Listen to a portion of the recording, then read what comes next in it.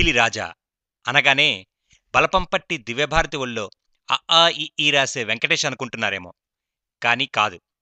బరిసెపెట్టి బరిలోకి దూకే అసలు సిసలు రాజుల వంశంలో పుట్టిన బొబ్బిలి సంస్థాన వారసుడు ఈ బొబ్బిలిరాజు.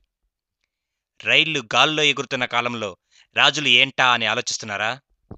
పీజాస్ ఉన్న కాలంలో కూడా పాత చింతకాయ పచ్చడికి విలువున్నట్టే ఈ రాజావారు రాచరిక ఆచారాలను పాటిస్తూ తాతలిచ్చిన ఆస్తులను తరగతీస్తూ ఉంటే ఇది చాలదన్నట్టు మిగిలిన ఆ కొంచెం ఆస్తి కూడా కర్పూరంలా కరగదీయడానికి ఓ మంత్రి, ఒక్క భటుడు ఈయన ఆస్థానంలో.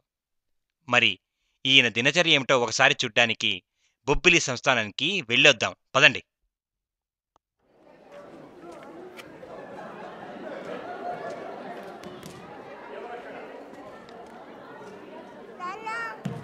ఎవరక్కడా? అబ్బా లేచినట్టున్నాడు.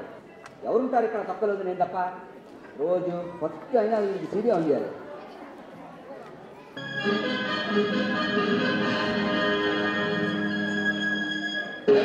సూర్య ప్రభాభాసుక బహురత్న ఖచ్చిత సహజ కవచ కుండల మంజీర కేయూర కిరీటహార మణీవలయ దుర్జయ శత్రు సముద్రంభర గర్జా జర్జరిత సముపార్జిత సమగ్ర శౌర్యధర మిత్రీకృత సుయోధర వితరణాపరావతార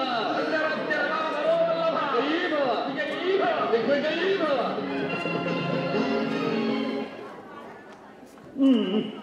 ఎన్నిసార్లు చెప్పారు మీకు ఆ తలపాగా ధరించమని? ఒక 234 సార్లు చెప్పుంటారు ప్రభు. నేను చెప్పింది ఎన్నిసార్లు చెప్పానో లెక్క పెట్టమని కాదు, మా మాట లెక్క పెట్టమని. చిత్తం ప్రభు. సరే, మా దంతధావనం గురించి ఏం చేశారు? ఇదిగో నీ వేప పుల్ల సిద్ధం ప్రభు. నిన్నటిలాగా గట్టి పుల్లను తెచ్చి మా చిగుళ్లను బాధ పెట్టే స్థితి రాదు కదా. మీరే చూడండి ప్రభు. శభాష్, బహుమెత్తగా ఉంది. ఏం చేశారు ఈరోజు?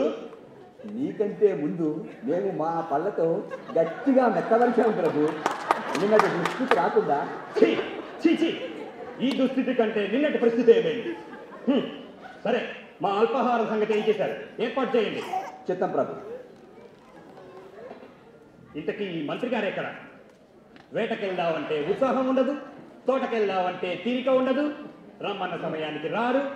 ప్రొద్దుటే రాజ్యంలో వార్తలు వినిపించడానికి రమ్మంటే ఆలస్యంగా పాచిపోయిన వార్తలతో వస్తారు. నేను వచ్చి చాలాసేపు అయింది. ముందు మీరు కళ్ళద్దాలు ధరించండి. అయినా ప్రభు, రాజ్యంలో ప్రజలందరూ రాకెట్ యుగంలో ముందుకు దూసుకెళ్ళిపోతూ ఉంటే మీరు మాత్రం రాచరికం ఇలా రాతి యుగంలో ఉండిపోయారు. ఒక్క అవకాశం ఇవ్వండి ప్రభు, మిమ్మల్ని రోబోలో రజనీకాంత్ లాగా మార్చేస్తా.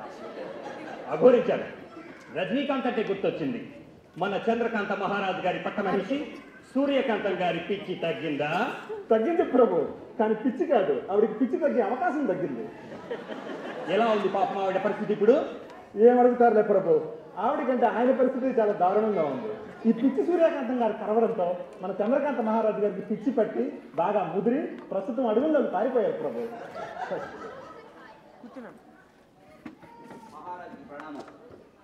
మన బొబ్బిలి రాజ్యం యువరాజా వారు 2వ తరగతి లిటిల్ ఫ్లవర్ గురుకుల పాఠశాలలో ఉత్తీర్ణులయ్యారు ప్రభు. మీ ఆనందం కొద్దీ ఏదైనా.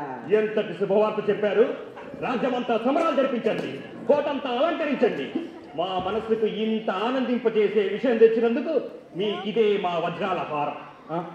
ఏమయ్యాయి మా హారాలు? ఏమయ్యాయి మా కంఠాభరణాలు? ఏమయ్యాయి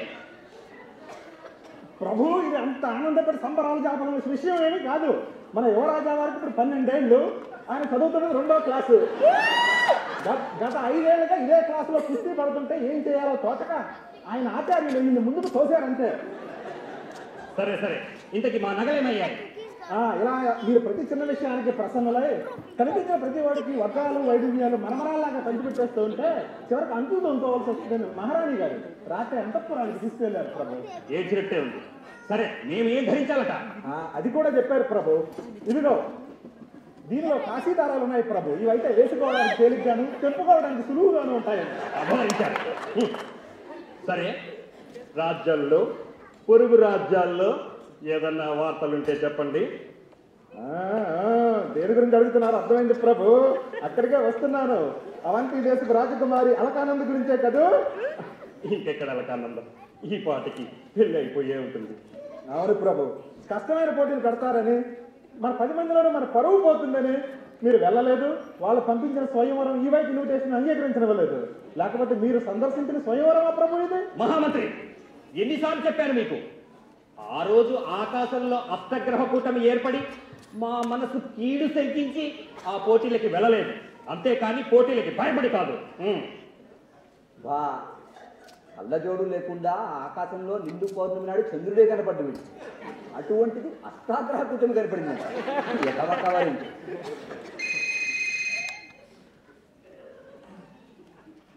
ప్రభు, ఇప్పటికీ మించిపోయిందేమీ లేదు. అలకానంద లేచిపోయిందని స్వయంవరం వాయిదా వేశారట. సత్యం, పెళ్ళి అయిపోయింటుంది కదా అని ఏదో ఆవేశంలో వాగేశాం. ప్రభువు లేదా సెలవిస్తున్నట్టున్నారు? ఏమీ లేదు. నిత్యానంద స్వామి వారు మన రాజ్యానికి ఎప్పుడు వెయిట్ చేస్తున్నారు. మహారాణి గారు ఆయనకి సపర్యలు చేయాలని ఉపలాట పడుతున్నారు. ఆవిడ ఉపలాటం సరే కానీ ఆయనకు రారు ప్రభు. ఇంకెక్కడ నిత్యానంద స్వామి వేయించేయడం ప్రభు? ఆయన ఇప్పుడు కారాగారంలో వేయించేస్తున్నాడు ప్రభు. అంత కలికాలం. అవును, వేటకని వెళ్ళిన వేలూరు మహారాజు గారికి ఈసారన్న సింహం దొరికిందా? దొరికింది ప్రభు. సింహానికి ఎరవకాలు దొరికింది. నా 2 కాళ్ళు బాగానే ఉన్నాయి. సరే, వేటంటే గుర్తుకొచ్చింది. మనం కూడా వేటకు వెళ్దాం. సిద్ధం చేయండి. ఆ సింహానికి ఈసారి 2 కాళ్ళు దొరికితే పిడపోతుంది. వేట అనడో కోట అనడో. మహాప్రభు, నిన్ననే కదా మనం రాజ్యానికి తిరిగి వచ్చింది. మీ అంతఃపురంలో చేరినప్పటి నుంచి మనం అంతఃపురంలో కంటే అడవిలోనే ఎక్కువ టైం గడుపుతున్నాం. ఆయన ఎప్పుడు ఏ పులి నోట్లో పులిహార అయిపోతానని చాలా భయంగా ఉంది ప్రభు. భయపడకండి మంత్రి, మిమ్మల్ని తిన్న ఆ పులికి మా పరాక్రమం చూపిస్తాం. నేను పులిహార అయ్యాక ఆ పులికి మీరు ఏం చూపిస్తే నాకేంటంట? నన్ను వదిలేయండి మహాప్రభు. మహామంత్రి, వేట రాజుల వీరత్వానికి అద్దం పడుతుంది. తోటకూర కట్టేమీ పట్టదా? ఆయన ప్రభు, అదొక వేటండి.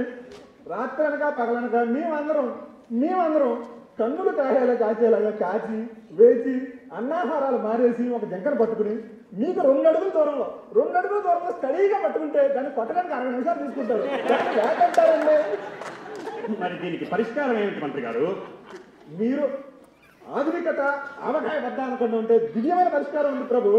మీరున్న చోటే అడవి, మీ చేతిలో విలంబులు, మీరు అనుకున్నప్పుడే వేట. వినటానికే వింతగా ఉందే.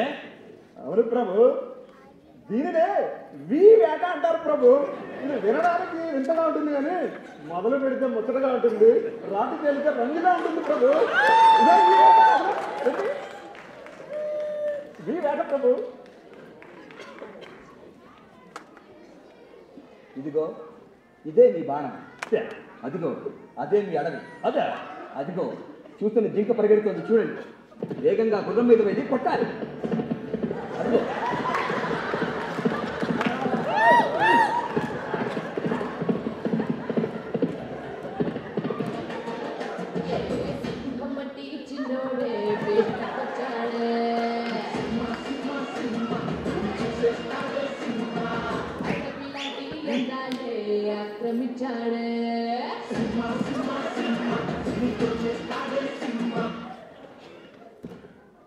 మహామంత్రి, ఆ వేటలోనే అనుకున్నాను.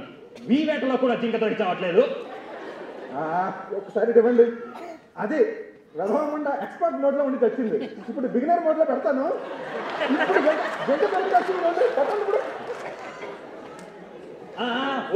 వస్తుంది. వచ్చింది, దొరికింది. చంపేశా. నేను బతికిపోయా.